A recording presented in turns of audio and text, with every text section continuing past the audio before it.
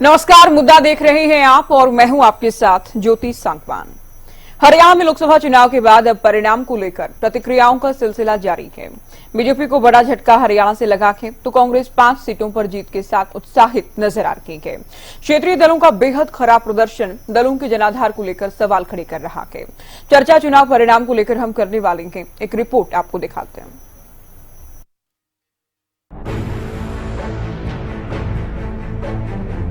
लोकसभा चुनाव के परिणाम के बाद देश भर में राजनीतिक सरगर्मियां तेज हो गई है। बीजेपी तीसरी बार जीत से खुश है तो विपक्ष पिछली बार से बेहतर और बीजेपी को बहुमत न मिलने से उत्साहित है। इस बीच एक तरफ नरेंद्र मोदी के फिर से शपथ ग्रहण की तैयारियां चल रही है तो वहीं देश भर में चुनावी उठापटक तेज हो गई है। हरियाणा में चुनाव परिणाम के बाद दावेदारियों का सिलसिला तेज हो गया है। सीएम नायब सैनी विधानसभा चुनाव में जीत की बात कर रहे हैं तो वहीं नेता विपक्ष भूपेंद्र हुड्डा लोकसभा में 5 सीटों की जीत के साथ अब विधानसभा में जीत का दावा कर रहे हैं। हाल के लोगों ने इस बात के ऊपर भी मोहर लगाई है कि अक्टूबर में जो विधानसभा के चुनाव होने वाले हैं, भारतीय जनता पार्टी आदरणीय नरेंद्र मोदी जी के नेतृत्व में तीसरी बार हरियाणा के अंदर भी बहुत बड़े मैंडेट के साथ परचम पिछली बार एक भी सीट नहीं थी लोकसभा में, 0 थे। हम 0 से 5 पहुंचे में 10 के 10 थे, 10 से नीचे 5 आ गए। तो ये साफ संकेत है हरियाणा के लोगों का कि लोगों ने मन बना लिया है आने वाली सरकार जो है हरियाणा में जल्दी चुनाव होने जा रहे हैं वो कांग्रेस पार्टी की बनाएंगे। वहीं कुरुक्षेत्र में हार के बाद आम आदमी पार्टी और कांग्रेस में मतभेद दिख रहे हैं तो वहीं आप भी दो फाड़ नजर आ रही है। आम आदमी पार्टी की भ्रूण हत्या की साजिश की गई कुरुक्षेत्र के अंदर, लेकिन मैं उनको ये बताना चाहता हूं, जब बच्चा एक स्टेज से आगे निकल जाता है और गर्भ के अंदर जब वो बड़ा स्वरूप ले लेता है तो भ्रूण हत्या संभव नहीं होती, फिर डिलीवरी होती है। तो आम आदमी पार्टी अब अस्तित्व में आ चुकी है और जिसको आम आदमी चाहता है उसको आप पूरी ताकत सारी साजिशें लगा के भी रोक नहीं पाओगे। और जो साजिशें कुरुक्षेत्र सीट के ऊपर की गई, हमने तो अभी तक पूरे हरियाणा स्टेट का हम रिव्यू करेंगे, सारे कार्यकर्ताओं को बुलाएंगे, तब उसमें असली वजह असली पॉइंट्स हम निकाल के दे सकते हैं। कैथल में एक प्रेस कॉन्फ्रेंस अनुराग ढांडा जी ने की है। मैं ये स्पष्ट करना चाहता हूँ कि अनुराग ढांडा जी का व्यक्तिगत बयान है, आम आदमी पार्टी हरियाणा का इस बयान से कोई संबंध नहीं। उधर बीजेपी में भी इस बार भीतरघात को लेकर चर्चाएं तेज है। ऐसे में गन्नौर विधायक ने पार्टी उम्मीदवार पर बगैर नाम लिए पलटवार किया। और इस तरह के जो आरोप ये लगा रहे हैं ना कि उसकी बात हो गई और वो मिल चुके और वो जा रहे हैं। भाई बीजेपी में हूँ, बीजेपी में रहूंगी और जिसमें दम है ना वो लड़ाई लड़ ले मेरे सामने। वीडियो दे सकते हैं, ये तो ऑडियो है, ऑडियो दे दे किसी की भी आवाज में किसी की भी ऑडियो बनवाओ, वीडियो बनवाओ। या तो एक एजेंसी ने काम शुरू कर रखा है और वो एजेंसी जो है ना यही काम करती है, उस एजेंसी का और कोई काम नहीं है। आरोप लगाया जा रहा है तो इस तरह के आरोपों से तो मैं डरती नहीं, मैंने जो किया है पार्टी के लिए किया है। जाहिर है लोकसभा चुनाव में परिणाम में इस बार बड़ा उलटफेर देखने को मिला है। बीजेपी 10 से सीधे 5 आधी सीटों पर आ गई है तो कई दिग्गजों को अपने हलकों में मात मिली है। क्षेत्रीय दलों का हाल बेहाल रहा है तो वहीं गठबंधन में मिलकर चुनाव लड़ रही कांग्रेस और आम आदमी पार्टी की फिर अलग राहें नजर आ रही है। News desk, Haryana news. तो चलिए हरियाणा के लोकसभा चुनाव परिणाम को लेकर चर्चा हम करने वाले हैं। राकेश शर्मा जुड़ गए, प्रवक्ता बीजेपी, सुरेश रोड प्रवक्ता कांग्रेस, विवेक चौधरी प्रवक्ता जेजेपी, विजेंद्र रेहडू प्रवक्ता इनेलो, प्रियदर्शनी सिंह प्रवक्ता आम आदमी पार्टी भी हमारे साथ डिबेट में जुड़ गई हैं। बहुत स्वागत है आप सभी का। शुरुआत राकेश जी आपसे। जब से लोकसभा चुनाव का परिणाम आया है हम लगातार विश्लेषण का प्रयास कर रहे हैं, लगातार हम चर्चा कर रहे हैं। बार बार सवाल ये उठ रहा है, आप लोग 11 कमल खिलाने की बात कर रहे थे, 5 सीटों पर आ गए। करनाल उपचुनाव भी हालांकि आप लोगों ने जीता के, तो वजह क्या रही, ये तो सवाल है ही सबके जहन में। क्या इन वजहों में जब आप लोगों ने मंथन किया ये बात निकलकर भी सामने आई कि मोदी का मैजिक या करिश्मा हरियाणा में नहीं चल पाया, या जिन मुद्दों को आप लोग को लेकर चले थे उन मुद्दों को हरियाणा की जनता ने नहीं समझा?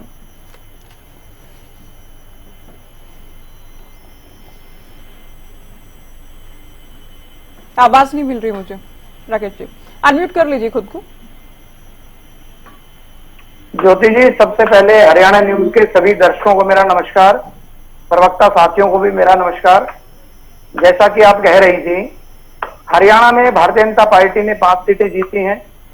5 सीटें ठीक है, कांग्रेस ने जीती, परंतु जिस प्रकार से चुनाव लड़ा गया, कांग्रेस गठबंधन में थी आम आदमी पार्टी के, दूसरी तरफ जो 2 पार्टियां थी क्षेत्रीय दल, जो कि लगभग शून्य की तरफ चली गई थी और उसका फायदा कांग्रेस को मिला। परंतु आज तीसरी बार भारतीय जनता पार्टी की सरकार केंद्र के अंदर माननीय नरेंद्र मोदी जी के नेतृत्व में, आज एनडीए ने नरेंद्र मोदी जी को अपना नेता चुना है संसदीय दल का, और तीसरी बार हम सरकार बनाने जा रहे हैं। और नरेंद्र मोदी जी के नेतृत्व में ही हमने पूरे देश में चुनाव लड़ा था। हरियाणा में भी हम 5 सीटें जीते हैं। 2 सीटों पर अंतर काफी कम रहा है, परंतु जैसा कि मैंने बताया कि जिस प्रकार से हरियाणा में पोलराइजेशन हुआ और जिस प्रकार से किसान और पहलवान के मुखौटों के पीछे छिपकर कांग्रेस ने जो चुनाव लड़ा, लोगों को बहकाने का काम किया, आपने देखा होगा कि कांग्रेस के मुख्यालयों पर लोग 8500 रुपए के फार्म लेकर के घूम रहे हैं। जिस प्रकार से इन्होंने संविधान बदलने का झूठ परोसा और जिस प्रकार से पूरा का पूरा चुनाव कांग्रेस ने एक झूठ के दम पर लड़ा। हिमाचल में इन्होंने पिछला विधानसभा चुनाव में अच्छे से ध्यान है, इन्होंने 1500 रुपए हर महिला को देने का वादा करके और हिमाचल में चुनाव लड़ा। वो महिलाएं 1500 रुपए के लिए घूमती रही और इस लोकसभा चुनाव में भी वो घूमती ही रही। वैसे ही हरियाणा में कांग्रेस ने जब चुनाव लड़ा, पूरे देश में ही सिर्फ झूठ के नाम पर चुनाव लड़ा। और जो हरियाणा की राजनीतिक स्थिति है, जिनमें दो क्षेत्रीय दल थे, वो क्षेत्रीय दल कहीं ना कहीं शून्य की तरफ चले गए और उसका सारा वोट बैंक वो कांग्रेस की तरफ खिसकता हुआ सबने देखा। भारतीय जनता पार्टी ने अपनी परफॉर्मेंस ठीक की। तो क्षेत्रीय दलों का तो ठीक है पिछली कि बार जो- भी नहीं था ना, रीजनल पार्टीज का तो ठीक है। हिसार में पिछली बार प्रदर्शन दूसरे नंबर पर थे पिछली बार, लेकिन इनका वोट कहाँ था? दूसरे पिछली बार नंबर भी पर नहीं था। आज तो कहीं नंबर ही नहीं है ना ज्योति जी। आप देखिए, आज तो जो क्षेत्रीय दल थे वो दूसरे तीसरे क्या कहीं नंबर पर ही नहीं है। नहीं, बाकी तो कहीं भी किसी नंबर पर थे ही नहीं है। ना इनेलो थी ना जेजेपी थी। भारतीय कहीं जनता नहीं थे। पार्टी ने बड़ी मजबूती से चुनाव लड़ने का काम किया, पर जो नैरेटिव इन लोगों ने सेट किया था, कभी किसान के मुखौटों के पीछे खड़े होकर, कभी पहलवान का मुखौटा पहनकर, कभी 8500 रुपए का नारा देकर, कभी संविधान को बदलने का झूठ बोलकर, और जिस प्रकार से इन्होंने लोगों को अंधेरे में रखकर धोखेबाजी से जो चुनाव लड़ा है, उसके बावजूद भी भारतीय जनता पार्टी ने हरियाणा में 5 सीटें जीतने का काम किया। हिसार और सोनीपत में भी हम बहुत ज्यादा मार्जिन से ये सीटें इन्होंने नहीं जीती, परंतु भारतीय जनता पार्टी आने वाले विधानसभा चुनाव के लिए बड़ी मजबूती के साथ लग के आप देखेंगे कि हरियाणा में भारतीय जनता पार्टी की तीसरी बार सरकार बनेगी। राकेश जी, आप क्योंकि बार बार किसानों और पहलवानों की बात कर रहे हैं, तो क्या पार्टी इस विचार तक पहुंची है कि किसानों और पहलवानों से नुकसान हुआ है आप लोगों को? नहीं, देखिए, जब कोई भी नैरेटिव गढ़ा जाता है, निश्चित तौर पर नुकसान और नफा तो होता ही है। जिस प्रकार से इन लोगों ने, कांग्रेस ने जिस प्रकार से, क्योंकि कांग्रेस की एक फितरत ही है, सत्ता के लिए कुछ भी कर सकते हैं। जब जब इनको सत्ता चाहिए होती है, चाहे आजादी का काल देख लो, सत्ता के लिए इन्होंने देश के 2 टुकड़े कर दिए। सत्ता के लिए इंदिरा गांधी ने पूरे देश को आपातकाल में धकेल दिया, पूरे देश को जेलों में धकेलने का काम किया।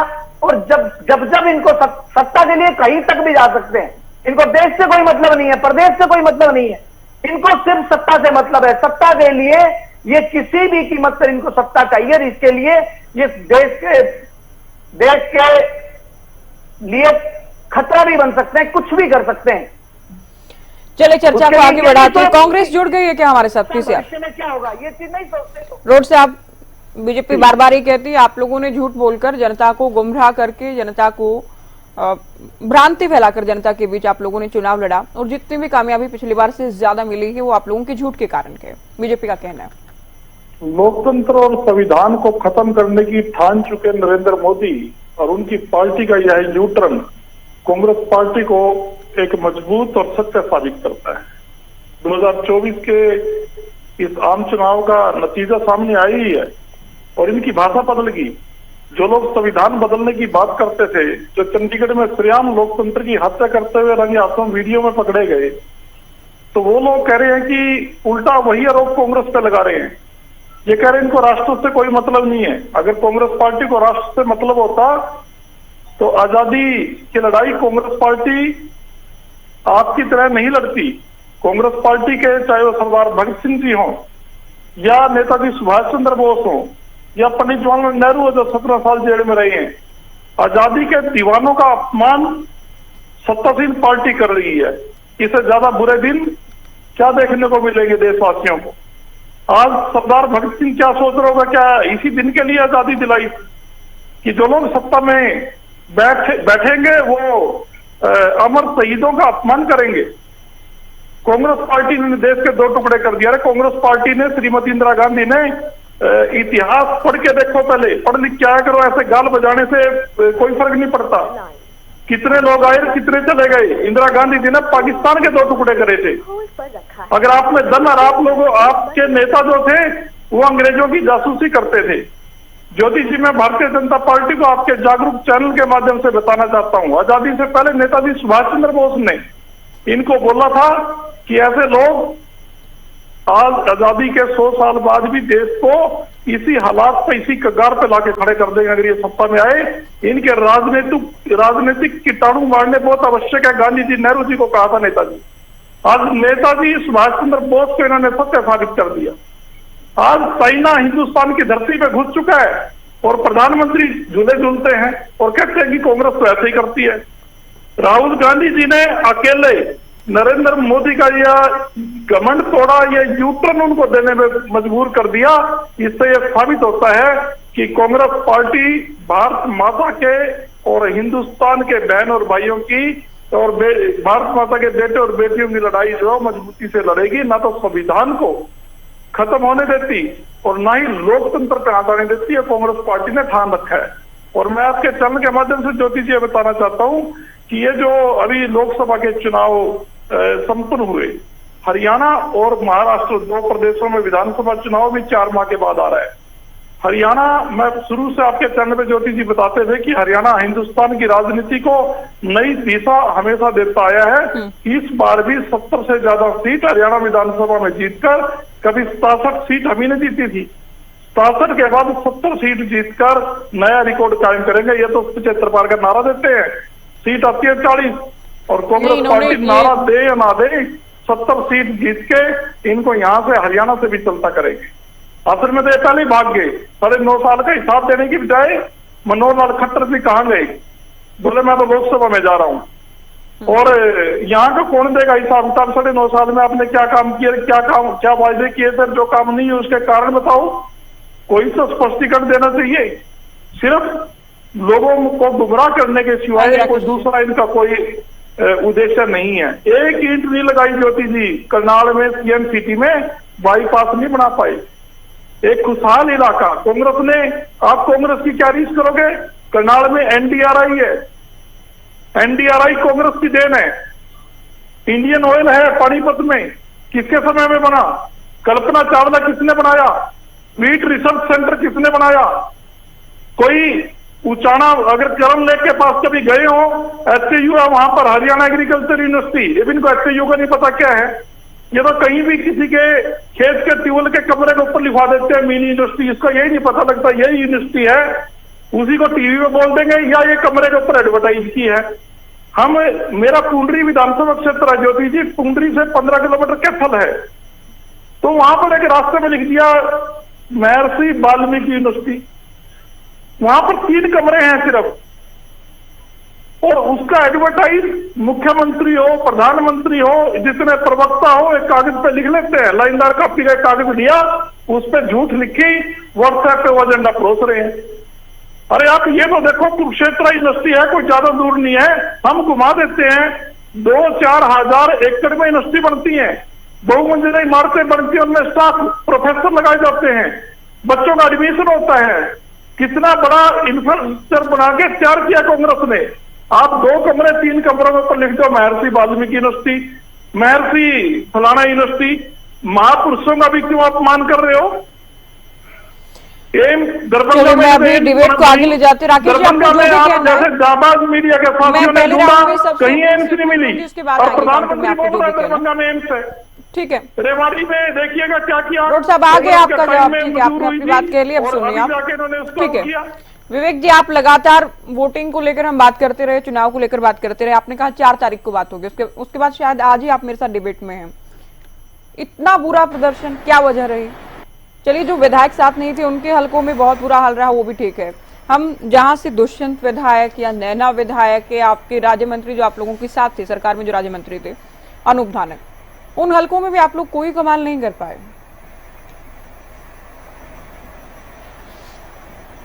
प्रवक्ता ने काम किया, अभी जो बातें कर रहे थे उन्होंने बताने का काम किया। और मैं तो इतना जानता हूँ, आज के दिन जो इलेक्शन हुआ है वो इलेक्शन 2 ही मोड में था, प्रो मोदी एंटी मोदी।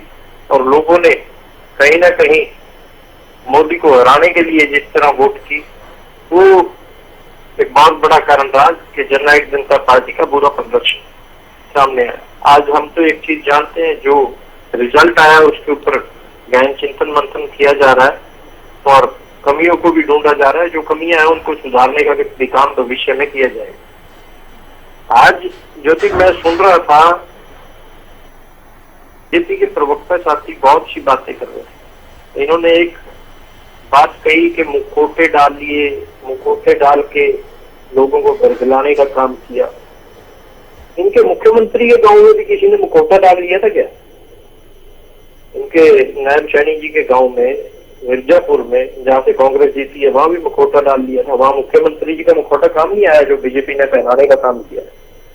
इनके अम्बाड़ा से ही आते हैं हमारे ट्रांसपोर्ट मिनिस्टर नए नए बने हैं असीम गोयल जी, उनके गांव में भी किसी ने मुखौटा डाल दिया। बीजेपी ने उनको मुखौटा पहनाया था परिवहन मंत्री बना के, वहां भी 701 वोट से हार गए। आज ये देखने की जरूरत है कि लोगों का मूड क्या है, चाहे जेजेपी हो, चाहे बीजेपी हो, चाहे कांग्रेस हो, चाहे आईएनएलडी हो, चाहे आम आदमी पार्टी हो। जो कि आज एक जनता ने मैसेज देने का काम किया है कि जनता जनार्दन से बड़ा कोई नहीं है, शीशा दिखाने का काम किया। अगर अभी भी कोई नहीं समझेगा तो आगे भी जनता समझाने का काम करेगी। हम तो ये जानते हैं, जो लोग 11 कमल खिलाने की बातें करते थे, आज हालात क्या है ये देखने की जरूरत है। हम अपनी कमी मानते हैं और कमी को अपनी को स्वीकार भी करते हैं और उसे सुधारने का भी काम करेंगे। पर अभी कांग्रेस के साथी भी बहुत ज्ञान दे रहे थे, शहीदों का जिक्र किया तो मेरे से रुका नहीं जाता जब शहीदों का जिक्र करते हैं। शहीद आजम भगत सिंह को मानने वाले लोग हम भी, और देश का हर युवा शहीद आजम भगत सिंह को अपने फोन में लेके चलता है। आज उनकी जो मार्गदर्शन है उसे फॉलो करने का भी काम करता है, कहीं ना कहीं उनकी जीवनी को पढ़ने का काम करता है। कांग्रेस इतने साल देश पे राज कर गई, वो शहीद आजम भगत सिंह को दर्जा शहीद का दे नहीं पाई। आज बैठ के इनके प्रवक्ता यहाँ बातें बड़ी बड़ी कर रहे हैं, शहीदों का जिक्र कर रहे हैं। आप ये तो बता दीजिए, आपने अगर अपने टाइम में कुछ किया होता तो बीजेपी को मौका ही क्यों मिलता? आज अगर बीजेपी आई थी तो आपके फेलियर के कारण आई थी। तो आप लोग हाथ पकड़ के आई थी, आप लोगों ने तो सरकार बनवाई थी विवेक जी, आप ही कह रहे मौका दिया होता।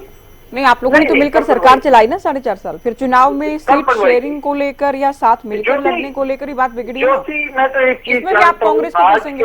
नहीं, हमने बनवाई थी। मैं आप ही की बात पे आ रहा हूँ। मैं सोच रहा था इतनी देर से आपने सवाल क्यों नहीं किया। अगर आप 4.5 साल पहले की बात करते हैं, उससे पहले किसने बनवाई थी सरकार? 2014 में किसने बनवाई थी सरकार? 2014 में कांग्रेस का फेलियर रहता तभी सरकार बनी थी। अगर जनता जनार्दन ने, जो आप बता दीजिए, अगर सरकार ना बनती तो इसके अलावा क्या होता? 2019 में जो मैंडेट जनता ने दिया उसके अलावा क्या ऑप्शन था, ये बता दीजिए। नहीं, जब सरकार बनी बीजेपी की, चलिए विंडो चेंज की जेपी से यार, जब सरकार बनी तो आप लोग तो खुद ही दावा करते हैं कि हमारे साथ ही बनी, और ये सभी जानते हैं लोकदल और बीजेपी का तो पुराना नाता रहा है। इसमें ये कि इनकी सरकार बन गई, इसके लिए आप कांग्रेस को कोस रहे हैं। मैं आपसे आपकी पार्टी को लेकर मैंने सवाल पूछा था, ठीक है, आपने भी, आप कह रहे हैं मैं हैरान हूं, मैंने सवाल नहीं पूछा। हाँ, मैं भी इंतजार कर रही थी आपकी बात पूरी हो। आपने शहीद भगत सिंह, आपने बीजेपी कांग्रेस सबकी बात कर ली है, लेकिन जब आप कह रहे हैं सारी पार्टियों को आईना दिखाया है, तो आईना तो जननायक जनता पार्टी को दिखा दिया है जनता ने। अब आगे क्या करने वाले हैं आप लोग? आगे क्या रणनीति रहेगी आपकी? मैंने शुरुआत तो जननायक जनता पार्टी का नाम लेके की। ज्योति, आपने सुना नहीं ध्यान से, लगता है मैंने शुरुआत की कि तमाम पार्टियों को जनता ने बताने का काम किया कि जनता जनार्दन से बड़ा कोई नहीं है। आपने शायद ध्यान से नहीं सुना। अच्छा। मैं तो ये जानता हूँ ज्योति, हारा वो जो लड़ा नहीं, लड़े हैं, मजबूती से जनता के बीच में गए, जनता ने जो मैंडेट दिया उसको सर माथे लगाने का काम किया, और भविष्य में भी चुनाव में उतरेंगे, जनता में जो कमियां रही हैं उनको सुधारने का काम करेंगे। और जो कांग्रेस के प्रवक्ता ने बात कही, मैं उसका जवाब दे रहा था। अगर आपने ये बात कही कि कांग्रेस की कमियां नहीं रही और बीजेपी के साथ सरकार बनाना जेजेपी का काम था, तो मैंडेट जो जनता ने दिया, जेजेपी ने उसको स्वीकार किया और जनता के ऊपर दोबारा इलेक्शन का बोझ नहीं जननायक जनता पार्टी डालना चाहती थी। आज हम तो ये जानते हैं, आज दुष्यंत जी सरकार से बाहर है, सरकार तो आज भी चल रही है, चाहे अल्पमत में चल रही है। हाँ, तो दोबारा तो चुनाव नहीं हुए ना? नहीं, आप सरकार तो आज भी चल रही है दोबारा ना। चुनाव होंगे, निर्दलीय साथ थे, ठीक है। चलिए, वो तो नहीं, आज भी तो चल रही है ना सरकार। चलिए, मैं डिबेट में अभी इनेलो से बात कर लेती हूँ। रेड्डी साहब, आप लोग कह रहे थे कि अब 2018 में जो हुआ उसके कारण 2019 का प्रदर्शन खराब रहा, लेकिन उसके 5 साल अब जो चुनाव होते हैं उसमें भी बहुत खराब आप लोगों का प्रदर्शन रहा। तो अब आप लोगों के आगे क्या रणनीति में क्या बदलाव लाएंगे? क्योंकि बहुत दावे किए कि पुराने लोग वापस घर लौट कर आ रहे हैं, पैदल यात्रा की गई, संगठन को हम मजबूत कर रहे हैं, किसान कबीरे की हम आवाज उठा रहे हैं, लेकिन जनता ने किसी भी बात को सुना नहीं। तो अब नया क्या करने जा रहे हैं आप लोग विधानसभा चुनाव से पहले? बिल्कुल बिल्कुल सही बात है ज्योति जी। हमने जो विपक्ष में रहते हुए जो काम करना चाहिए था, इंडियन नेशनल लोकदल पार्टी ने वो सारे काम करने का काम किया। विपक्ष का एक कर्तव्य होता है, हमारे को 2019 में हरियाणा प्रदेश की जनता ने केवल मात्र एक विधायक दिया, ये सबके सामने की बात है। एक मात्र विधायक होने के बाद भी हरियाणा प्रदेश की आवाज को बुलंद करने का हमने काम किया, चाहे वो किसान आंदोलन की बात थी, चाहे वो अन्य वर्गों के आंदोलनों की बात थी। हर आंदोलन में, चाहे वो महिला खिलाड़ियों का धरना प्रदर्शन की बात थी, हर आंदोलन में इंडियन नेशनल लोकदल पार्टी ने बढ़ चढ़ करके उनकी मदद करने का काम किया, उनकी आवाज को विधानसभा में उठाने का काम किया, जनता के बीच उठाने का काम किया, और हम जनता के बीच में रहे। इसके बाद 2024 का इलेक्शन होता है। जनता जनार्दन ने कहीं ना कहीं, जनता जनार्दन देखिए, इस इलेक्शन में इंडियन नेशनल लोकदल से कोई नाराजगी नहीं थी। आपने देखा इंडियन नेशनल लोकदल का चाहे छोटा कार्यकर्ता था, चाहे बड़ा नेता था, कहीं हमारा किसी प्रकार का विरोध जनता के बीच में नहीं हुआ। हमारे को हर जगह स्वागत हुआ, फूल मालाओं से लादा गया, और बढ़िया मिष्ठान और चाय पानी के साथ हमारा स्वागत हुआ। ये इस बात का प्रमाण है कि इंडियन नेशनल लोकदल पार्टी का कोई विरोध नहीं, सभी जनता ने, पूरी जनता ने हमारे को आशीर्वाद देने का काम किया। लेकिन जहां वोट डालने की बात आती है ज्योति जी, वही बात फिर है कि उनका कहना यही था कि भाई इस बार जो है ना हमने बीजेपी को हराना है, इसलिए वोटों का विभाजन ना हो, इसलिए हम एक जगह वोट डाल करके बीजेपी को हराने का काम करेंगे। और इस चुनाव में बीजेपी का जो विरोध हुआ, और विरोध के बावजूद जो बीजेपी को वोट बैंक मिला, जहां वोट परसेंटेज घटी, वहीं जो सीटें 10 सीटें में से 5 सीटें उनकी आ गई, और वो 5 सीटें भी कहीं ना कहीं कांग्रेस पार्टी के जो चयन प्रक्रिया थी उसके कारण इनको मिली। अन्यथा हरियाणा प्रदेश की जनता में भारतीय जनता के पार्टी इतना बड़ा अंडर करंट था कि वो इनको एक भी सीट नहीं देना चाहती थी, और एक भी सीट इनको नहीं मिलती। ये कहीं ना कहीं जो इनको मिला, मैं तो कहता हूं कि इनको बोनस मिलने का ये काम हुआ, अदरवाइज इनके खिलाफ तो बहुत बड़ा मैंडेट तैयार हो रखा था और इनको बिल्कुल धूल चटाने का काम किया जाना था। दूसरी बात देखिए, अभी इस चुनाव के बाद जो घटनाक्रम हो रहा है, इंडियन नेशनल लोकदल पार्टी की आपने रणनीति पूछी, हमारी रणनीति पहले से ही तैयार है, क्योंकि जनता का प्यार और आशीर्वाद हमारे साथ है। भले ही इस चुनाव में हमारे को वोट नहीं मिली, फिर भी हमें पूरा विश्वास और भरोसा है कि जो क्षेत्रीय चुनाव जब होंगे, हरियाणा प्रदेश के चुनाव होंगे, उसमें जनता का भरपूर प्यार और समर्थन हमारे को मिलेगा। हम जनता के बीच ऐसे ही जाते रहेंगे, ऐसे ही उनकी आवाज को उठाते रहेंगे, जितना भी समय हमारे को मिलेगा हम सब कुछ जनता के ऊपर आप लोग सवाल उठा रहे हैं, रोजाना ही हम चर्चा कर रहे हैं कांग्रेस की टिकट को लेकर जो चयन प्रक्रिया है, आप लोगों की ठीक थी चयन प्रक्रिया? अभी भी तो चुनाव लड़ रहे थे, जमानत जब्त।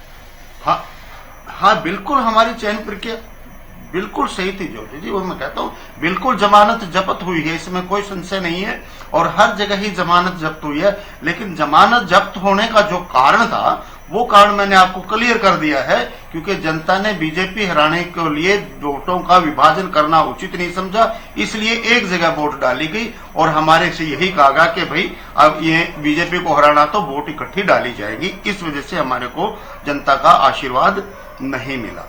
लेकिन इन चुनाव के बाद देखिए, इंडियन नेशनल लोकदल पार्टी मजबूती के साथ है और मैं तो ये कहता हूं अब लोगों ने चिंतन करना शुरू कर दिया। पहले पॉलिटिकल पार्टियां चिंतन और मंथन किया करती थी, इस चुनाव में जनता ने चिंतन और मंथन किया और उस चिंतन के निष्कर्ष के आधार पर वोट डालने का काम किया। और आगे भी मेरा ये मानना है व्यक्तिगत तौर पर, आगे जब विधानसभा के चुनाव आएंगे तो जनता चिंतन करेगी, जनता ही मंथन करेगी और अपने फैसले के अनुसार नेताओं को वोट देने का काम करेगी। अब देखिए, जिस प्रकार से कांग्रेस और आम आदमी पार्टी ने हरियाणा प्रदेश में चुनाव लड़ा और चुनाव खत्म होते ही किस प्रकार से इनमें जो ना आपस की बयानबाजी होनी शुरू हो गई है।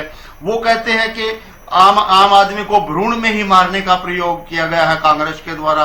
कांग्रेस वाले कहते हैं कि भाई इन्होंने जो है ना हमने एक सीट दे दी और हमने इनका मदद करने का काम किया। इधर सुशील गुप्ता जी कह रहे हैं, अभी आपने ही सुनवाया है कि ये अनुराग ठांडा का व्यक्तिगत बयान हो सकता है। हाँ। इस तरह की जो कलह, इस तरह की जो फूट और जनता को धोखा देने का एक बिल्कुल प्लान सामने आ गया है कि आपने एक होकर के चुनाव लड़ा और चुनाव खत्म होते ही आप एक दूसरे को दोष देने लग गए और आगे कहने लगे हम तो अलग चुनाव लड़ेंगे, हम तो 90 की 90 सीटों पर चुनाव लड़ेंगे। क्या ये वोट प्रदेश की जनता की वोटों को लूटने का एक षड्यंत्र मात्र सिद्ध हो रहा है? ये हो रहा है, बिल्कुल साफ हो रहा है कि गठबंधन बना करके वोट लूट ली और अब अलग अलग हो गए। तो जनता इन सब के ऊपर चिंतन मंथन करने का काम करेगी। किस प्रकार से आम आदमी पार्टी की दिल्ली में हालात हुए, पंजाब में हालात हुए और हरियाणा में गठबंधन में लड़ा गया तो चुनाव होते किस प्रकार से अलग अलग इनकी फूट डलनी शुरू हो गई है, किस प्रकार से अलग अलग कर। फिर भी हमारे को आज हरियाणा प्रदेश में इंडियन नेशनल लोकदल पार्टी तीसरे नंबर की पार्टी बन गई है। दो नेशनल पार्टियां हैं, उनके बीच में चुनाव हुआ ये, लेकिन तीसरे नंबर पर यदि कहीं पार्टी है तो वो इंडियन नेशनल लोकदल पार्टी है और आने वाले चुनाव में इंडियन नेशनल आपका लोकदल क्या पार्टी कैलकुलेशन है तीसरे नंबर की पार्टी वाला काम करेगी? आपका जितना टोटल वोट मिला उससे ज्यादा तो आम आदमी पार्टी को मिला। तीसरे नंबर की पार्टी है आप सारा जो वोट मिला है आपको। ज्योति जी, बिल्कुल आंकड़ों के हिसाब से कुरुक्षेत्र में, हाँ बताइए, आंकड़ों के हिसाब से सुशील गुप्ता जी वोट लेकर के गए हैं, हमारे टोटल वोट से भी ज्यादा वोट लेकर के गए हैं, लेकिन वो सुशील गुप्ता जी के वोट नहीं है ज्योति जी। हमारे वोट जितने भी हैं वो हमारे अपने वोट हैं। ऐसे समय में भी हमारे को जो भी वोट मिला वो हमारा वोट है। आप सुशील गुप्ता जी को इंडिया ब्लॉक से अलग करके खड़ा कर दो, अब दोबारा चुनाव करवा लो। यदि सुशील गुप्ता 9 के 9 हलकों में, वो कहते हैं हम कैथल में जीते हैं, कैथल में हारे हैं और उधर 4-5 हलकों में जीत भी हुई, 4 हलकों में करें हम जीत करके, उन 4 हलकों में 1500 से फालतू वोट नहीं आएंगे सुशील गुप्ता जी की। चलिए जवाब आम आदमी पार्टी से लेते हैं। प्रियदर्शनी जी, गुप्ता जी की वोट नहीं है, वो बीजेपी के क्या हुआ है हरियाणा में, और हमारी क्या हुआ अपनी है? वोट है। क्या कांग्रेस ने आम आदमी पार्टी की भ्रूण हत्या करने का प्रयास किया है हरियाणा में? आप लोगों की मदद नहीं हुई कुरुक्षेत्र में? ज्योति जी, आपको सादर प्रणाम, बाकी सारे प्रवक्ता साथियों को भी सादर प्रणाम, रेणु भाई को भी सादर प्रणाम। बड़ी भड़ास निकाल रहे थे कि ये हुआ वो हुआ, इसका भी मैं जवाब दूंगी। कुरुक्षेत्र की अगर बात करें और गठबंधन की बात करें तो इसका 2 टुक हमारी पार्टी लाइन का जवाब एकदम साफ है कि बिल्कुल हम लोगों ने गठबंधन में चुनाव लड़ा और जहां तक हो सकी कुरुक्षेत्र में हमें कांग्रेस का पूर्ण समर्थन मिला है और बहुत ज्यादा सपोर्ट मिला है, इसमें कोई दो राय नहीं है। कांग्रेस के सारे वरिष्ठ नेताओं ने हमारे माननीय हमारे प्रदेश अध्यक्ष डॉक्टर सुशील गुप्ता जी को पूर्ण रूप से समर्थन किया और इसमें कोई छुपी छुपाई बात नहीं है। और हमने भी जहां जहां आम आदमी पार्टी का संगठन सिर्फ कुरुक्षेत्र तक तो सीमित है नहीं, पूरे हरियाणा में हमारा संगठन है, तो जहां जहां चाहे गुड़गांव हो, चाहे फरीदाबाद हो, चाहे अंबाला हो, जहां जहां यहाँ पे इनके कांग्रेस के प्रत्याशी खड़े थे वहां पे आम आदमी पार्टी के भी कार्यकर्ताओं ने पूर्ण रूप से समर्थन दिया है। और इसका सबसे बड़ा उदाहरण, मैं गुड़गांव जिले से आती हूं, तो गुड़गांव जिले में राज बब्बर जी जब चुनाव लड़ रहे थे जबकि 20 दिन का ही उनके पास समय था, लेकिन आम आदमी पार्टी के जितने भी संगठन के वहां पे वरिष्ठ कार्यकर्ता थे, जो भी कार्यकर्ता थे, उन्होंने भी पूरी मदद की है। तो ऐसा नहीं है ज्योति जी, पूरा मतलब हम लोगों ने सपोर्ट किया है, बोथ वेज हुआ है। गठबंधन बहुत सुखमय रहा है। यहाँ पे गठबंधन बहुत सारी पार्टियों की तरह हमारा गठबंधन नहीं था। अच्छा। अब नाम नहीं लेना चाहती, लेकिन बताना ही पड़ेगा दर्शकों को कि जेजेपी जैसा या इनेलो जैसे गठबंधन हमारे नहीं होते। अब जेजेपी के गठबंधन होते हैं कि जब जरूरत पड़ी तो गठबंधन कर लिया, फिर उसके बाद छोड़ छोड़ोती हो जाती है। इनेलो कैसे छुपा हुआ गठबंधन था भारतीय जनता पार्टी का, ये कुरुक्षेत्र के चुनाव में साफ पता लग गया। और मुझे हंसी आती है कि वो बात कर रहे हैं कि 1500 सुशील गुप्ता जी के यहाँ कैथल में आ जाते, थानेसर में आ जाते, पुंडरी में आ जाते। अरे जिनकी खुद जमानत जब्त हो गई वो हमें क्यों ज्ञान दे रहे हैं? मुझे लगता है कि रेणु भाई बहुत सीनियर प्रवक्ता है, थोड़ा आकलन करें, समझे कि कहाँ गलती हुई है उनके संगठन में। जी, तो मुझे लगता है खुद आकलन करना ज्यादा जरूरी है अपने संगठन का, ना कि दूसरों के ऊपर आरोप लगाना जरूरी है कि दूसरे क्या कर रहे हैं, क्योंकि जब हम एक उंगली खुद पे डालते हैं तो 3 उंगलियां हमारे ऊपर भी पड़ती है। खैर, भारतीय जनता पार्टी की अगर हम बात करें तो नहीं, आप मुझे ये बताइए प्रियदर्शनी जी, आपको पता है कि कांग्रेस ने खूब मदद की है ना? जी जी, आप लोगों ने मिलकर बहुत सुख में, आप कह रहे हैं कि बड़ा अच्छा गठबंधन। जी जी, तो ये अनुराग ढांडा को क्यों नहीं पता? उनको भी बता दीजिए। बिल्कुल, वरिष्ठ उपाध्यक्ष हैं आपके अनुराग जी का हो सकता है व्यक्तिगत, देखिए व्यक्तिगत क्या होगा, पार्टी में बड़े पदाधिकारी, देखिए अनुराग जी का ये व्यक्तिगत पॉइंट ऑफ व्यू है। जी जी बिल्कुल है, बिल्कुल, लेकिन देखिए अनुराग जी का यहाँ पे व्यक्तिगत ये पॉइंट ऑफ व्यू है, लेकिन हमारी अगर पार्टी लाइन की बात की जाए तो डेफिनेटली इसमें कोई डाउट नहीं है कि हमारा पूरा कांग्रेसियों ने सपोर्ट किया है और हमने भी कांग्रेसियों को सपोर्ट किया है। इंडिया गठबंधन में आज भी हम साथ हैं, मतलब अगर कभी जरूरत पड़ी सरकार बनाने की तो ऑब्वियस सी बात है कि हम भारतीय जनता पार्टी और भारतीय जनता पार्टी की नकारात्मक सोच के साथ तो जाके खड़े होंगे नहीं, ये बात तो हकीकत है। तो ये इसमें साफ दिखाई देता है कि ये भ्रम फैलाने की कोशिश की जा रही है। गठबंधन बहुत अच्छी तरीके से चला। आज हमने अगर रास्ते अभी विधानसभा चुनाव में अलग भी कर लिए हैं, लेकिन कोई बात नहीं, कुछ उन्होंने पूर्ण मदद की। और आज सुशील गुप्ता जी 5 लाख से भी ज्यादा मतों से मतलब वहां पे एक बॉर्डर लाइन से हारने वाले कैंडिडेट हैं। और कैथल में कभी भी सुशील गुप्ता जी ने नहीं बोला है कि कैथल में वो जीते हैं, कैथल में वो हारे हैं, और बाकी 5 विधानसभाओं में उन्होंने लीड ली है। ये बहुत बड़ी बात है, जबकि इतने बड़े बड़े धुरंधर थे, नवीन जिंदल कह लीजिए, ये अभय चौटाला कह लीजिए, तो हम तो मात्र कहते हैं ना सुपारी जैसी पार्टी है ज्योति जी, लेकिन हमने परफॉर्मेंस बहुत अच्छा दिया, इसमें कोई दो राय नहीं है। चलिए बीजेपी का रुख करते हैं। आ रहे रेणु साहब, अभी आ रहे हैं। राकेश शर्मा जी अभी रुके, आ रहे आपके पास। इस मुद्दे पर एक बार फिर से चर्चा होगी, क्योंकि इसे लेकर कांग्रेस से भी तो जवाब देना है ना, लेकिन राकेश जी बहुत देर से इंतजार कर रहे हैं। राकेश शर्मा जी, ठीक है, 5 सीटों पर आप लोग हारे, वोट फीसद कम हुआ, ठीक है, लेकिन अभी सीएम साहब को लेकर जो विवेक जी कह रहे हैं, नारायणगढ़ में भी विवेक जी जो कह रहे हैं मैं उनका जवाब दे रहा हूँ। असीम गोयल के हल्के में लीड नहीं मिल पाई, आपके वित्त मंत्री के हल्के में लीड नहीं मिल पाई, और भी मंत्री जिनके हल्कों में अच्छा नहीं कर पाए, क्या कारण रहा? ज्योति जी मेरे को जवाब देने दीजिए। सवाल तो पूछूंगी सर, सवाल हाँ मैं जवाब ही दे रहा हूँ ना, मुझे जवाब तो देने दीजिए। ज्योति जी जो विवेक जी कह रहे हैं कि पहले तो इन्होंने कहा कि भाई बीजेपी हमारे बिना कभी सरकार नहीं बना पाई। मैं दूसरी बात कह रहा हूं कि जब भारतीय जनता पार्टी ने गठबंधन किया तात्कालीन इनेलो से, तब सरकार बनी। और जब हमने गठबंधन नहीं किया, जिस समय गठबंधन नहीं हो पाए, तो ये विपक्ष के नेता भी नहीं बन पाए। पहली बात तो ये। और दूसरी बात, ये बात जब करते हैं, ये मुख्यमंत्री के विधानसभा की बात करते हैं, असीम गोयल जी की बात करते हैं, मेरे को ये बताया कि जेजेपी, अगर मैं गलत नहीं हूं, कुरुक्षेत्र लोकसभा के अंदर जेजेपी मेरे ख्याल से 6000 के आसपास में सिमट गई। आईएनएलडी का देखिए, आईएनएलडी ने एक विधानसभा है उलाना, उसमें मात्र 1 वोट मिला। हाँ। नैना चौटाला जी को पूरी हिसार लोकसभा में, हिसार सरसा तो इनका गृह क्षेत्र है, हिसार लोकसभा में पूरी में 22,000 वोट मिला। तो ये बात अभी ये लोग स्वीकार कर रहे हैं कि भाई ये पोलराइजेशन हो गया, बीजेपी कांग्रेस के सामने का चुनाव था, और विधानसभा में भी अगर यही होता है तो ये तो सुनने की तरफ बढ़ रहे हैं। इसका मतलब हरियाणा जो है 2 पार्टी सिस्टम की तरफ बढ़ रहा है।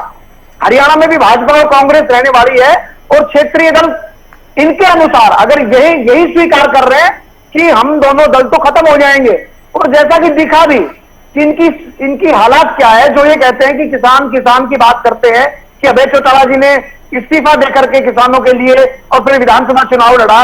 जब आपने इतना कुछ किया था तो कम से कम आपको कुरुक्षेत्र लोकसभा में तो एक अच्छा वोट मिलना चाहिए था, क्योंकि जनता भी सब समझती है कि आप लोगों ने किस प्रकार से चुनाव को लड़ने का काम किया, किस प्रकार से आपकी भूमिकाएं थी और किस प्रकार से आपने सारा चीजें देखी हैं। और आज आप ये कहते हैं, विवेक जी बार बार कह रहे थे, आप 4.5 साल तक हरियाणा की सरकार का हिस्सा थे और आपने हरियाणा सरकार में माननीय मुख्यमंत्री मनोहर लाल जी की नीतियों को गांव की पंचायत के अंदर, विधानसभा के अंदर सराहने का काम किया। और क्योंकि हरियाणा एक और हरियाणवी एक को लेकर के हरियाणा में पहली बार 2014 के बाद जो सरकार बनी थी, समान विकास, कोई जातिवाद नहीं था उस सरकार के अंदर, और तब विकास करने का काम किया। और पूरी की पूरी जेजेपी के जो मंत्रिमंडल में जो मंत्री शामिल थे, चाहे जेजेपी के कार्यकर्ता थे, 4.5 वर्षों तक आपने भूरी प्रशंसा भी करी और सरकार के हिस्से भी रहे और सरकार की जो नीतियां थी उनको जन जन तक पहुंचाने का काम भी किया।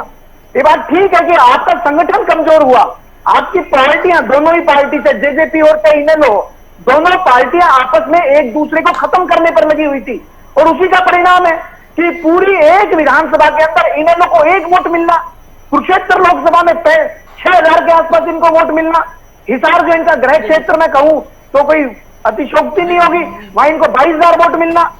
आप आत्मचिंतन कीजिए कि आप लोगों को ठीक है राकेश जी, आपने इनको तो आत्मचिंतन के लिए कह दिया, आप लोग चिंतन करेंगे क्या? मंत्रियों को आईना दिखा दिया है जनता ने। क्षेत्र में 80,000 वोट मिले भाई। नहीं, ये जेजेपी का कह रहे थे, दरअसल ये जेजेपी का कह रहे थे। आपने सबको समय दिया, राकेश तो मैं आपको ही दे रही हूँ, मैं आपसे ही सवाल कर रही हूँ। नहीं तो बोलने दीजिए, तो बोलने दूंगी, सवाल पूछ के उत्तर दूंगी। करने दीजिए जो नहीं, आप अपनी स्पीच थोड़ी दे रहे हैं, आप डिबेट में बैठे हैं आप, मैं बीच में टोकूंगी, मुझे कुछ और पूछना होगा तो सबसे पूछ रही हूँ आपसे, आप अलग नहीं है राकेश जी, आपको नहीं टोका जाएगा। मैंने जो सवाल पूछा था आपने उसका जवाब तो नहीं दिया। मंत्रियों के हलकों में जहां हारे हैं आप लोग, वहां तो जनता ने आईना दिखाया है ना। ये तो विधानसभा चुनाव के लिए भी चेतने वाली स्थिति है, चिंतन करने वाली स्थिति आप लोगों के लिए। नहीं, चिंतन करेंगे ना ज्योति जी, चिंतन करेंगे। भारतीय जनता पार्टी कार्यकर्ताओं की पार्टी है और भारतीय जनता पार्टी या तो जीतती है या सीखती है। हम हार से बौखलाते नहीं है, हम जीत से अहंकार में नहीं आते हैं। भारतीय जनता पार्टी का कार्यकर्ता या तो जीतता है या सीखता है, और जहां भी, चाहे वो किसी मंत्री का क्षेत्र रहा हो, चाहे विधायक का क्षेत्र रहा हो, जहां भी हम हारे हैं, किसी भी विधानसभा में हम बढ़त नहीं ले पाए हैं, जो भी लोकसभा सीटें आ रहे हैं उस पर चिंतन होगा, मंथन होगा और उसमें आगे के लिए नई ऊर्जा के साथ भारतीय जनता पार्टी का कार्यकर्ता चुनाव लड़ेगा। और आप देखना, जब 6 महीने के बाद जब दोबारा से चुनाव में जाएंगे तो हरियाणा के अंदर तीसरी बार सरकार बनेगी। और आप देखना, ये लोकसभा का चुनाव था, अभी विधानसभा के चुनाव भी कांग्रेस के मित्र प्रवक्ता कह रहे थे कि हम 75 सीटें लाएंगे, 70 सीटें लेके आएंगे और बीजेपी का सुपड़ा साफ कर देंगे। परंतु मैं इन मित्र को कहना चाहता हूं कि जब आप विधानसभा के चुनाव में जाएंगे तो हरियाणा का मतदाता जब बूथ के अंदर जाएगा तो उसको याद आएगा कि 2005 से लेकर 2014 तक किस प्रकार से आपने पूरे हरियाणा के बजट को सोनीपत और रोहतक लोकसभा में लगाने का काम किया था, किस प्रकार से आपने पूरे हरियाणा की राजनीति को, पूरी सरकार को 2 जिलों में समेटने का काम किया था, किस प्रकार से आपने क्षेत्रवाद और जातिवाद के नाम पर हरियाणा को लूटने का काम किया था। जब वो हरियाणा का मतदाता वोट डालने जाएगा तब वो ध्यान रखेगा किस प्रकार से पूरी की पूरी सरकार प्रॉपर्टी डीलिंग और सीएलयू में लगी हुई थी, किस प्रकार से एक्वायर करने के नाम पर आपने किसानों की जमीनों को सस्ते दामों पर खरीदकर और महंगे दामों पर बेचने का काम किया था। हरियाणा की जनता भूली नहीं है किस प्रकार से आपने, मैं दक्षिणी हरियाणा से आता हूं, जब हुड्डा की सरकार थी, कांग्रेस की सरकार थी, तो दक्षिणी हरियाणा के लोग मांग करते थे कि अगर आप लोग हमारे साथ इतना ही अन्याय करते हो तो केंद्र में आपकी सरकार है, हमें राजस्थान में मिला दीजिए। हालात क्या थी हरियाणा, दक्षिणी हरियाणा के अंदर, बल्कि उत्तरी पूर्वी सब हरियाणा 8-8 फुट के गड्ढे थे रोड के अंदर और मुआवजे के नाम पर किसान को 1-1 रुपए का ये मुआवजा देते थे। ये किस मुंह से जाएंगे विधानसभा के चुनाव में? और क्या जनता जानती नहीं है कि उन्होंने विधानसभा में 10 साल में हुड्डा ने जो शासन किया वो शासन रोहतक और सोनीपत का शासन था, न कि पूरे हरियाणा का शासन था। पहली बार 2014 में माननीय मुख्यमंत्री मनोहर लाल जी के नेतृत्व में जब सरकार बनी, पहली बार हरियाणा ने जाना कि हरियाणा एक, हरियाणवी एक। पहली बार हरियाणा ने जाना। चलिए मैं बिना पर्ची के नौकरी देने का फिर से काम जोड़ रही हूँ, भाजपा की कुछ सरकार कहना ने भी किया। है। सुरेश रोड जी, एक तो आम आदमी पार्टी को लेकर आपसे रिएक्शन चाहेंगे। अनुराग ढांडा ये कह रहे हैं आप लोगों ने मदद नहीं आम की। आदमी पार्टी का अभी ये बहन कह रही थी कि अरे कल चुनाव हुआ है, आज आपके अनुराग ढांडा कहते हैं कि हमारे साथ तो ये हो गया वो हो गया। बिल्कुल। आपने दिल्ली में आज घोषणा कर दी हम अकेले चुनाव लड़ेंगे। बिल्कुल, सवाल यही इसी बात को लेकर है। कांग्रेस भी कह चुकी लोकसभा के लिए, हुड्डा साहब कह रहे हैं हम अलग अलग ही लड़ेंगे, ये केवल लोकसभा के लिए था। आम आदमी पार्टी भी क्लियर कर चुकी है। ये किस तरह का आरोप लगा रहे हैं ढांडा आप लोगों पर? कुछ कह रहे हैं, ये कुछ कह रही है। तो सर शर्मा जी इनको बोलने तो दीजिए, आप साथ साथ क्यों बोल रहे हैं? इनको बोलने दीजिए। ये ढांडा साहब जो आरोप लगा रहे हैं, सुरेश जी क्या कहेंगे? जी जी जी ज्योति जी, देखिए पहले तो मैं ये क्लियर करना चाहता हूं कि आप पार्टी और कांग्रेस पार्टी का जो इंडिया गठबंधन था हमारा हरियाणा में, ये राष्ट्रीय स्तर पर किया गया था और ये लोकसभा चुनाव के लिए था।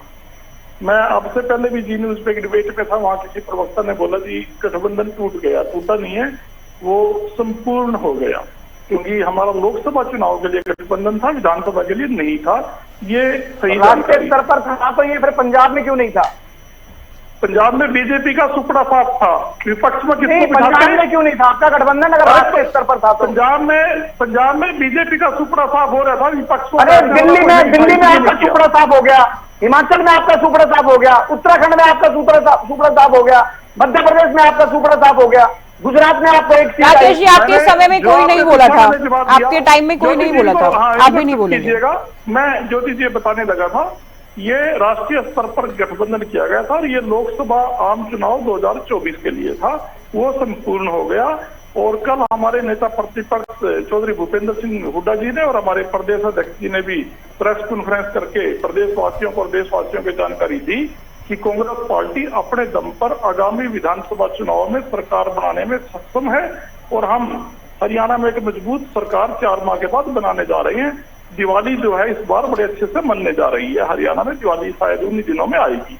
और दूसरी बात, अनुराग ढांडा जी वाली बात आपने जिक्र किया ज्योति जी, मैं उसको भी स्पष्ट करना चाहता हूं।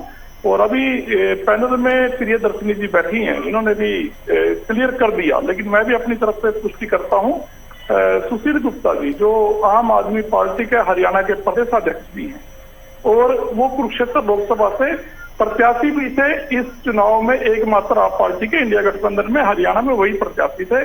वो भी अपनी तरफ से स्पष्ट कर चुके हैं कि कांग्रेस पार्टी ने भरपूर मदद की है। 5.25 लाख वोट आना ये कोई छोटी बात नहीं है। जिन लोगों ने चीफ मिनिस्टर रह के सरकार चलाई, जिनके पूर्वजों ने, वो कई लाख को टच नहीं कर पाए और जेजेपी को पास तो नोटा से भी कम वोट आई। ऐसे में सुशील गुप्ता जी के पास 5.25 लाख वोट आना तो ये छोटी बात नहीं है। और चुनाव जीत जाते 75,000 वोट एमएल चौटाला जी ने खराब कर दी। एक तरह से हम तो यही उनको वोट काटने वाले उम्मीदवार या प्रत्याशी बोलेंगे। दूसरी बात, कुछ लोगों को ज्योति जी ये भी गलतफहमी रही कि नवीन जिंदल जी कांग्रेस के थे पहले।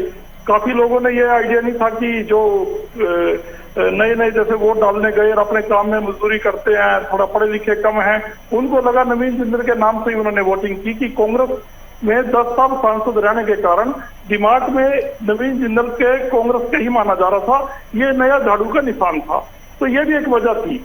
लेकिन मैं मुद्दे के ऊपर आता हूं। अनुराग ढांडा जी का जो बयान आया, मैं कांग्रेस पार्टी की तरफ से उसको सिरे से खारिज करता हूं कि ऐसी बात उन्होंने नहीं कहनी चाहिए थी। वो बड़े पार्टी के एक पद पे हैं। और देखिए एक बड़ी बात ये भी रोड साहब, इनेलो और जेजेपी तो कहती रहे कि हुड्डा साहब बीजेपी की हेल्प कर रहे हैं।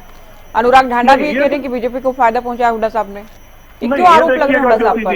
मैं ज्योति जी आपने जिक्र कर दिया, मैं और गहराई में जाता हूँ। अनुराग ढांडा जी की पीसी मैंने सुनी, उन्होंने जिक्र किया कि किरण चौधरी जी का टिकट किसके कहने से कटा। उन्होंने करनाल के बारे में जिक्र किया। ये कांग्रेस हाईकमान का विषय है, किसको टिकट देना है, किसको आगामी विधानसभा में देना है, तो पार्टी की रणनीति कांग्रेस ने बनानी है। ये कोई दूसरी पार्टी के नेताओं का तो इंटरफेयर करना बनता नहीं थी।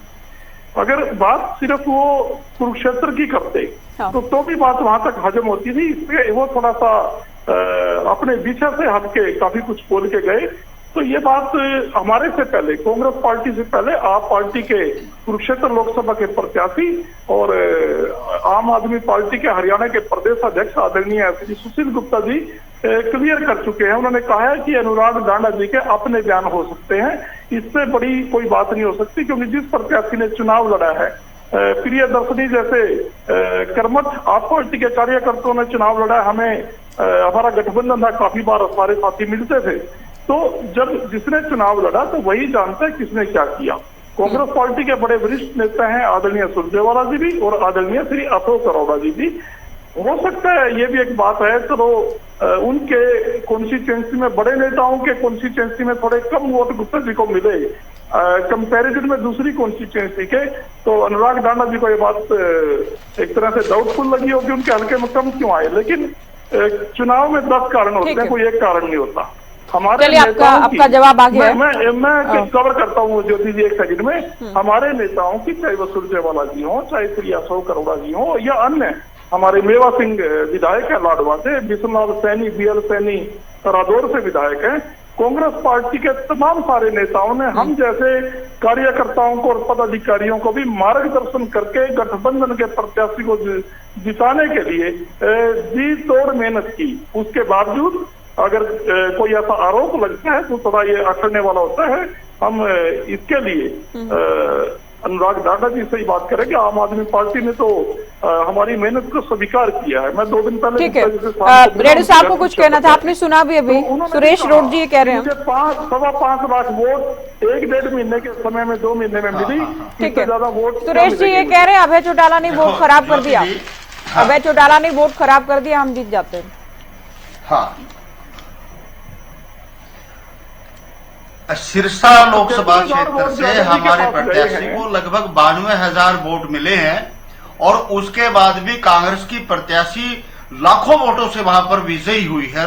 हमारे को भी 90,000 92,000 वोट मिले हैं। तो ऐसा क्या कारण था कि यहाँ 78,000 में ही इनका कैंडिडेट हार जाता है, वहां 92,000 में नहीं हारती, लाखों की लीड लेती है, और यहाँ 78,000 में ही हार जाता। अगर अभय सिंह के आशीर्वाद के सहारे ही आपने अपना उम्मीदवार उतारा था तो उसके लिए पहले बात करनी चाहिए थी, पहले इतना घमंड दिखाने की क्या जरूरत थी। ये अभय सिंह का प्यार है, प्रेम है, इंडियन नेशनल लोकदल का प्यार और प्रेम है, जो इतने टफ कंटेस्ट में भी हमारे को 78,500 वोट वहां पर मिले हैं। ये हमारे अपने मतदाता, हमारे दिल से चाहने वाले मतदाता हैं, और ये अगर मानते हैं कि अभय सिंह के कारण हारे हैं तो मैं समझता हूं इनकी वहां पर इनके कैंडिडेट को स्वीकार नहीं किया गया। दूसरी बात ये कहते हैं कि अनुराग डांडा का ये अपना व्यक्तिगत बयान है। अनुराग डांडा पार्टी के वरिष्ठ उपाध्यक्ष हैं, उन्होंने कोई अपने भवन उद्घाटन का निमंत्रण तो दिया नहीं, न कोई शादी का निमंत्रण दिया, उन्होंने तो पॉलिटिकल स्टेटमेंट दिया है और स्पष्ट रूप से दिया है। तो उनका व्यक्तिगत बयान है, तो क्या पार्टी उसके ऊपर कोई एक्शन लेने जा रही है? और अगर एक्शन नहीं लेने जा रही है तो इसका व्यक्तिगत बयान कैसे हो गया भाई?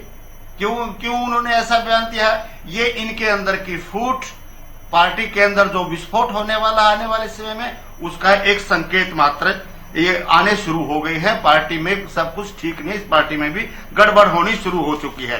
दूसरी बात इन्होंने कही कि कुरुक्षेत्र में तो हमारे को वोट मिलना चाहिए था। यस, मिलना चाहिए था। हमें भी बड़ी उम्मीद और भरोसा था कि एक तो सुशील गुप्ता कैंडिडेट है जो दिल्ली से लाकर के कुरुक्षेत्र लाए गए हैं, और दूसरे रायपुर से आए हैं। अभय सिंह जनता के बीच में रहने वाले हैं, किसानों के लिए जो करना चाहिए था वो हमने किया। इसके बाद भी जनता ने वोट हमें नहीं दिया, और जिन्होंने दिया उनका धन्यवाद। साहब, आप लोगों ने तो जाट बनिए की लड़ाई तक बता दी थी तो भी वोट नहीं मिला। आप लोगों ने तो जाट वोट को पोलराइज करने का भी प्रयास किया ना? नहीं, क्या बचा था उसके बाद? देखो, सारे हथकंडे तो अपनाए थे आप लोगों ने। हम कास्टिज्म में बिल्कुल विश्वास नहीं करते। नहीं ज्योति जी, हम कास्टिज्म में बिल्कुल विश्वास नहीं करते। हमारे को 36 बिरादरी की वोट मिली है, 36 बिरादरी का आशीर्वाद मिला है। हाँ, वो बनिया थे, अभय सिंह जाट था, ये तो सारी पब्लिक जानती है, न केवल पब्लिक बल्कि हिंदुस्तान जानता है। तीनों ही बड़े चेहरे थे, सबको जानते हैं भाई। सुशील गुप्ता है, नवीन जिंदल तो बनिया होता है, गुप्ता तो जो है ना बनिया होता है, ये तो सभी को पता है। अभय सिंह ने कह दिया होगा तो कौन सी इसमें बड़ी बात होगी? ये कोई कास्टिज्म की बात नहीं है। कास्टिज्म यदि फैलाने का काम किया तो वो भारतीय जनता पार्टी ने फैलाने का काम किया है। दूसरी बात ये जो ना उठाते हैं ये बातें इधर उधर की, भाई कैथल में क्यों हार गए। अरे भाई आपके 6 मंत्री, भारतीय जनता पार्टी के 6 मंत्रियों के हलकों में आपके उम्मीदवार की हार हुई है, और इसी प्रकार से कांग्रेस की कितने हलकों में हार हुई है। सतपाल महाराज का गांव भी सफेदों में, और वहां के विधायक भी सुभाष देशवाल सफेदों के, और सफेदों में सतपाल महाराज जी हार जाते हैं। ये पब्लिक का मन था, पब्लिक ने दिया है। इस प्रकार से अपनी हार से बौखलाना, क्योंकि भारतीय जनता पार्टी को प्रदेश ने ही नहीं देश ने भी नकारने का काम कर दिया। आज संकट छाए हुए हैं कि किस प्रकार से सरकार बनाई जाए, किस प्रकार से बार्गेनिंग की जाएगी, क्या क्या देश के साथ बार्गेनिंग करके नुकसान पहुंचाने का काम किया जाएगा। ये सत्ता लोलुपता दिखाती है। जब आपके पास बहुमत नहीं है तो आप, मोदी जी कहा करते थे मैं तो बैग उठा करके चला जाऊंगा। याद कीजिए अटल बिहारी वाजपेयी को, जिनको 1 वोट कम मिली थी और सत्ता छोड़ दी थी कि मैं दोबारा चुनाव करो, मैं नहीं 1 वोट नहीं खरीदूंगा, नहीं एक को मैं किसी को प्रलोभन दूंगा। है आपको वो 2004 की शायद वो बात थी, वो बात याद है। आज आपके पास जो ना लगभग 32 सीटों की कमी है। आपके विरोधी आपसे बार्गेनिंग कर रहे हैं, कोई 4 पद मांग रहा है, कोई 5 पद मांग रहा है, और आप बार्गेनिंग के लिए नहीं कर रहे हैं, भटकदल कर रहे हैं, और मीटिंगें कर रहे हैं। भटकदल कर रहे हैं, विरोधी नहीं बार्गेनिंग कर रहे हैं। मैं आएंगे शर्मा जी आपके पास, लास्ट कमेंट के लिए मैं आ रही हूँ। ये प्रलोभन देने की बात क्यों कर रहे हैं विवेक जी, आपका लास्ट क्यों नहीं ये स्पष्ट कहते हैं भाई हम बार्गेनिंग नहीं करेंगे, न होंगे हम, और सरकार बनानी है बनाओ, नहीं बनानी तो नहीं मत बनाओ। सत्ता लोलुपता नहीं दिखानी चाहिए ऐसे मौके पर। आज ज्योति, मैं सुन रहा था बीजेपी के प्रवक्ता को, आप तो हल्के पे लेके, मैंने तो गांव का जिक्र किया था, मुख्यमंत्री के गांव का, इनके परिवहन मंत्री के गांव का, पर उसका जवाब नहीं था। अभी ये बात कर रहे थे अहंकार की और बौखलाहट की। वो अहंकार ही था जो 400 पार की बात करते थे, वो अहंकार ही था जो 11 कमल खिलाने की बात करते थे, वो अहंकार ही था जो 4.5 साल गठबंधन में सरकार चलाने के बाद ये कहते थे कि जननायक जनता पार्टी के पास कुछ नहीं है। आज ये कहने पे मजबूर हो गए कि जननायक जनता पार्टी और इनेलो का वोट तो कांग्रेस को चला गया। आज कहीं ना कहीं बौखलाहट ही थी जो अधिकारियों को धमकाने का काम कर रहे थे चुनाव से नतीजों से पहले। वो बौखलाहट ही थी। एक एमपी का कैंडिडेट, उस टाइम पे कैंडिडेट ही थे, कुछ और नहीं थे, वो कह रहे थे कि अधिकारियों के ऊपर कार्रवाई की जाएगी, वो बौखलाहट ही थी। जनाब, हम तो एक चीज जानते हैं जो जननायक जनता पार्टी ने बहुत अच्छे से चुनाव लड़ा, पब्लिक के बीच में गए, कहीं गुस्सा भी सहना पड़ा लोगों का, कहीं हमें विरोध का भी सामना करना पड़ा। सारी चीजों को देखते हुए हम फिर भी पब्लिक के बीच में गए, पब्लिक को जाके मनाने का काम किया। और मैं बहुत विश्वास से एक बात कहता हूँ, जो लोग कह रहे हैं कि जननायक जनता पार्टी खत्म हो जाएगी या क्षेत्रीय दलों का कोई अस्तित्व नहीं रहेगा, आज ये देख लीजिए, आपको सीखना चाहिए कि आज आप जो सेंटर में सरकार बनाने की बात कर रहे हैं उसमें आपके एनडीए में कितने क्षेत्रीय दल हैं। अगर आप सोचते हैं कि क्षेत्रीय दलों को बीजेपी खत्म कर देगी या कांग्रेस खत्म कर देगी, तो ये आपकी गलतफहमी है। क्षेत्रीय दल क्षेत्रीय लोगों की आवाज उठाने का काम करती है, क्षेत्रीय जनता की आवाज उठाने का काम करती है, और वो उठाते रहेंगे। और जब विधानसभा चुनाव आएंगे तब भी देखने का काम कीजिएगा। 2019 में लोकसभा का आपने जिक्र किया था, जो कि याद दिलाना चाहूंगा बीजेपी की प्रवक्ता को, शायद पता नहीं 2019 में लोकसभा के चुनाव में क्या था और विधानसभा के चुनाव में क्या हुआ। 10 की 10 लोकसभा जीतने के बाद 40 पे आके अटक गए थे। फिर जननायक जनता पार्टी याद आई थी। आज के दिन जनता ने आपको आईना दिखाने का काम किया। मान लीजिए कि हाँ, कहीं ना कहीं आपका घमंड था, कहीं ना कहीं आपका अहंकार था जो आपको लेके बैठने का काम हुआ। आप कह रहे थे मनोहर लाल जी की नीतियों को पहुंचाने का काम जननायक जनता पार्टी के कार्यकर्ताओं ने किया। गलत बात ना कीजिए प्रवक्ता महोदय, जननायक जनता पार्टी के लोगों ने आदरणीय दुष्यंत चौटाला जी की नीतियों को पहुंचाने का काम किया। चलिए, समय अभी कम है। आईना तो जेजेपी को भी दिखा दिया, आईना इनेलो को भी दिखाया है, सीटें कम करके बीजेपी को भी आईना दिखा दिया। अगर किसी ने गेन किया है इस चुनाव में तो एकमात्र कांग्रेस है इस बार। प्रदर्शनी जी, आपका लास्ट कमेंट, क्या अलग अलग धड़े बनने जा रहे हैं क्या पार्टी में? ढांडा जो कह रहे हैं सुशील गुप्ता उस बात से इत्तेफाक नहीं रख रहे हैं, क्या गुटबाजी मतभेद मनभेद हो गए हैं हरियाणा आम आदमी पार्टी में? देखिए, ये तो रेनू भाई का जिसको कहते हैं परसेप्शन है कि वो बोल रहे हैं कि गुटबाजी हो रही है, क्योंकि जैसा खुद के घर में हालात होते हैं आदमी सोचता है कि दूसरे घर में भी यही हालात हैं। हमारे हालात, मेरा सवाल है, ये मेरा खुद का सवाल है। रेणु जी का मैंने हवाला नहीं दिया है, मैंने खुद पूछा है, हो गया है क्या ऐसा? अनुराग ढांडा जो ऑफिशियल जी, प्रेस जी। वार्ता कर रहे हैं, क्या वो आम आदमी पार्टी तो की प्रेस नहीं, वार्ता ऐसा नहीं है? क्या वो वरिष्ठ प्रदेश उपाध्यक्ष नहीं है हरियाणा आम आदमी पार्टी के? उनका बयान व्यक्तिगत बयान कैसे हो सकता है? कैसे? ऑफिशियल थी प्रेस वार्ता ये नहीं थी, ये तो मुझे इसके बारे में सच बताऊं तो मुझे ज्ञात नहीं, नहीं मीडिया था, से बातचीत क्योंकि की ना मैं उन्होंने। जयपुर गई हुई थी और मैं अभी आई हूँ, ठीक है जी। लेकिन मुझे नहीं लगता कि ये कोई ऑफिशियल प्रेस वार्ता थी। अनुराग जी का अपना, हर नेता का अपना पॉइंट ऑफ व्यू हो सकता है, इसमें कोई गलत बात नहीं है। देखिए ज्योति जी, ये उनका अपना पर्सनल पॉइंट ऑफ व्यू है, ठीक है। लेकिन मैं यहाँ से पार्टी के ऑफिशियल प्रवक्ता होने के नाते बड़ी जिम्मेदारी के साथ बोल रही हूँ कि हमारा जो गठबंधन था, इंडिया गठबंधन से हमें कोई शिकायत नहीं है, हमें कांग्रेसियों से कोई शिकायत नहीं है। उन्होंने बहुत मदद की हमारी, और हमारे कार्यकर्ताओं ने भी जहां उनकी मदद करना चाहते थे की है, चाहे गुड़गांव हो, फरीदाबाद हो। मैं अपनी रिपीट कर रही हूँ स्टेटमेंट, क्योंकि हमें कोई दिक्कत नहीं आई है। और अगर आगे भी हमारे शीर्ष नेतृत्व हमें बोलेंगे गठबंधन के लिए, तो भी हम हमेशा तैयार रहेंगे, इसमें कोई हमें संकोच नहीं। राकेश जी, आखिरी कमेंट बोलिए। देखिए, मैं इनेलो के प्रवक्ता कह रहे थे, इनको शायद ध्यान नहीं है कि एनडीए ने 3 पोल अलायंस चुनाव से पहले का एनडीए बना हुआ है, और उसने पूर्ण बहुमत से अधिक सीटें जीत करके सरकार बनाई। पहली बात। तो दूसरी बात, जिस प्रकार से इनेलो बात कर रही है, इनेलो के प्रवक्ता बात कर रहे हैं, एक पूरी विधानसभा में इनको 1 वोट मिला, और ये खुद इनेलो ने खुद स्वीकार किया, अलग अलग मंच पे, अलग अलग डिबेट में कहते हैं कि हमारा तो आमने सामने कांग्रेस और भाजपा आमने सामने है, हम तो माइनस हो गए। अरे जब आप खुद ये स्वीकार करते हो कि जेजेपी और इनेलो आपस के झगड़े में माइनस हो गई, आपने ही तो स्वीकार किया ना, भाजपा ने तो नहीं कि हम क्षेत्रीय दल खत्म करेंगे। आप खुद कह रहे हो कि हम खत्म हो रहे हैं, आपने स्वीकार किया। और भारतीय जनता पार्टी की तो एनडीए सरकार के अंदर, एनडीए ने गठबंधन में पूर्ण बहुमत की सरकार बनाई है इसके अंदर। आप कम से कम बोलने से पहले 4 बार सोचिए ना, आप बोल क्या रहे। एनडीए पोल अलायंस में एनडीए बना था, और एनडीए आज का नहीं है, उसकी पूर्ण बहुमत की सरकार भारतीय जनता पार्टी ने बनाई है, एनडीए की सरकार बनी है। और जहां तक बात हरियाणा का है, जैसे कांग्रेस कह रही थी कि हुड्डा जी, मैंने अभी पीछे भी बताया कि जब विधानसभा के अंदर जाएंगे ना, आज कांग्रेस की हालत, हुड्डा जी ने 5 सांसद बुलाए थे, कांग्रेस के 5 सांसद जीते हैं, 5 सांसद में इनकी बैठक में 4 सांसद पहुंचे हैं। इनको भी चिंतन करना पड़ेगा और मनन करना पड़ेगा। ठीक है, हम पिछड़े हैं, परंतु उसके बावजूद भी भारतीय जनता मजेदार पार्टी तो यही है ना कि इसी गुटबाजी के साथ ये लोग 5 जीत कर आ गए, ये बिना जिला अध्यक्षों के 5 सीटें निकाल ली। आप लोगों के पन्ना प्रमुख भी थे तो भी 10 से 5 पर आ गए ना।